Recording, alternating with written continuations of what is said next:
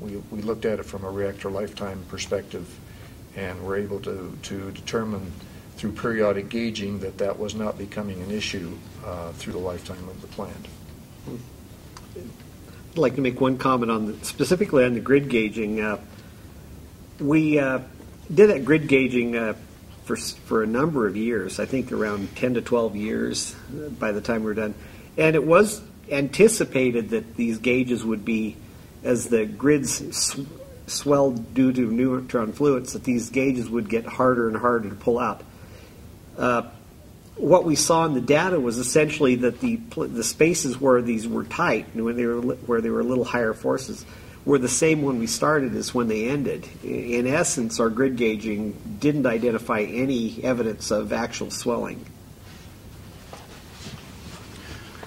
I'd like to make another comment, that a suggestion that would be helpful for in-service inspections of future plants, and that is, in addition to having the quality control records of every component to the best of your ability, one thing that was very helpful to many of us, particularly because you cannot see through the liquid sodium, were the photos that were taken during the construction of the primary tank. It became very, very helpful in helping to resolve some issues later on in the life of the plant. And I would strongly encourage future designers and future plants to take a lot of photographs of components that will be hidden from view after the operation begins. Remember that book we had? I've still got one. Actually, still got two. Hopefully there are opportunities to do sophisticated computer modeling in three-dimensional space, but also I agree, Ken, the photographs were just indispensable. I would like to add a specific instance that we used those photographs.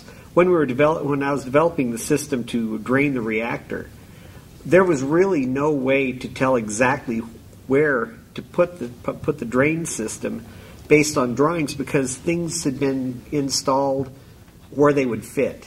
A lot of components that were installed in the bottom reactor were not identified as far as their precise positions.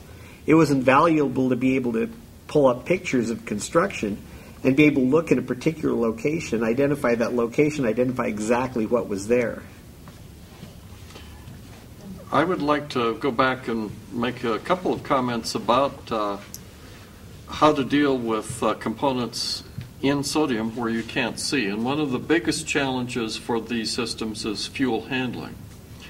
Over the lifetime of EBR-2, we had, I don't know, 50,000 or so fuel handling operations. Bob, maybe you have a sense of that, or someone does. But many thousand fuel handling operations. And we were quite successful with that, except for two instances.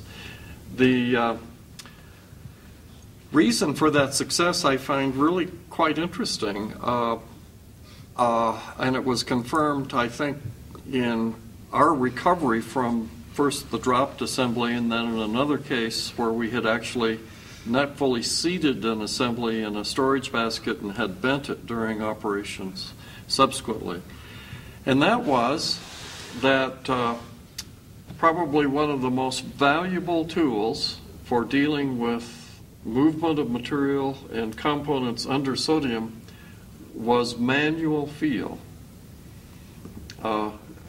The Japanese reactor Joyo, when I was recovering from a very severe event where they had damaged significantly assemblies above the core, where they did not have this ability to mechanically feel with an operator motion what was going on, relying instead on instrumentation that would give them information. So the ability of the operator to actually move things manually and from that to kind of feel what was going on turned out to be very good. And the other thing that was exceedingly valuable to us in recovery of these assemblies, interestingly enough, was acoustic monitoring. Because as you were gauging with mechanical means where things were, and there were techniques that Ron and others had developed to do that. You could hear precisely in the sodium where things were contacting. So a combination of feel and acoustic monitoring, it turned out to be a very effective tool for us both in preventing problems under sodium as well as recovering from problems. Ron, you probably could add quite a bit to that.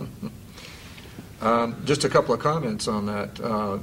When we were doing a search for the subassembly that we had dropped in the sodium pool, as we said, the ability to have access into the primary tank through a nozzle or through multiple locations, nozzles in multiple locations, and put different probes down in there to be able to rotate and map out the positions of things was very helpful in recovery from these off-normal events. And we did find that the high-temperature acoustic microphones, which were in the primary sodium, which I would encourage those to be used in the future.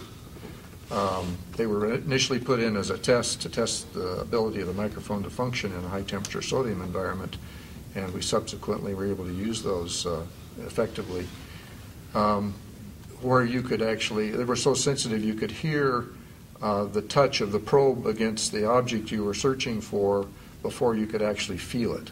And so the combination of then being able to feel the resistance was confirmed by the fact that you could hear it make the contact. So that was an item of consideration for the acoustic sensors in the sodium, and there are other uses for them. Other events that happened in the primary tank that had we had acoustic sensors online at the time, we might have been able to detect and mitigate circumstances a little bit sooner. The fuel assemblies are roughly 6 feet tall, and they had to be lowered to the transfer arm to transfer into the primary tank, and that's what has been discussed. The transfer arm was a manually operated device, and there were some advantages to that manual operation.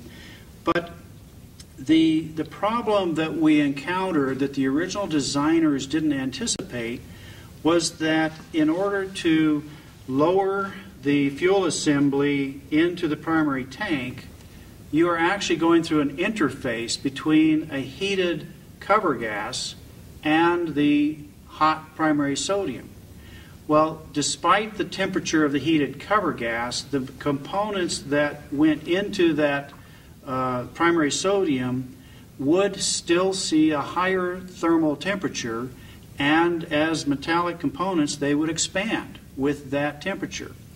Well, the problem that was encountered is that in order to get the fuel assembly down to the proper elevation in the primary tank, that the transfer arm could pick it up from the fuel unloading machine gripper, you had to have an elevation sensor to know where the position was. Well, with the thermal changes of the what we had in this design were push-pull chains. By that, there are two chains, the chain links that would go down, and back to back they could push the fuel assembly down, but as they came up and pulled it, they could be rolled up onto drums.